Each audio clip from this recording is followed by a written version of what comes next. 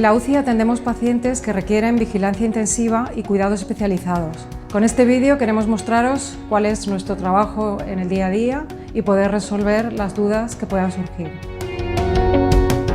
La unidad de cuidados intensivos es el área de hospitalización donde atendemos a personas después de procedimientos complejos, así como aquellas que han tenido fallo de uno o varios órganos o bien necesitan vigilancia estrecha.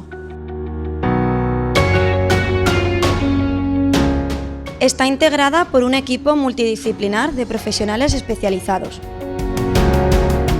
Funciona las 24 horas del día con un sistema de turnos. Cuando ingresa un paciente, todo el equipo acude a atenderlo.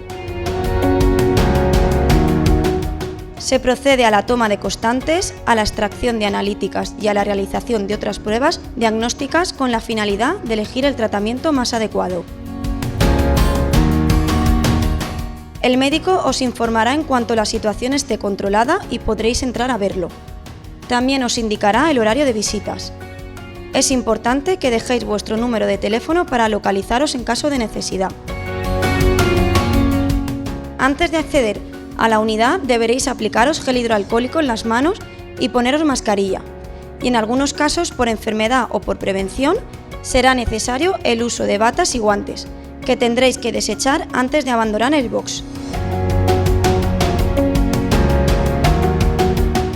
Vuestro familiar puede tener insertados catéteres para la administración de medicación, una sonda para alimentarlo o para recoger su orina, una mascarilla o un tubo en su boca conectado a un respirador. También puede estar conectado a otros aparatos, máquina de diálisis, bombas de perfusión. En cada box existe un monitor que garantiza la vigilancia de vuestro familiar y que dispone de unas alarmas que nos informan de sus constantes. En el control de enfermería hay un monitor central en el que podemos ver y valorar de forma continuada el estado de su familiar.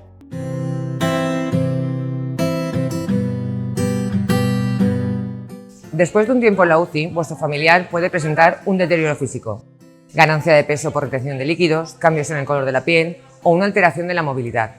Para prevenir esta alteración o tratarla, contamos con la colaboración del equipo de rehabilitación.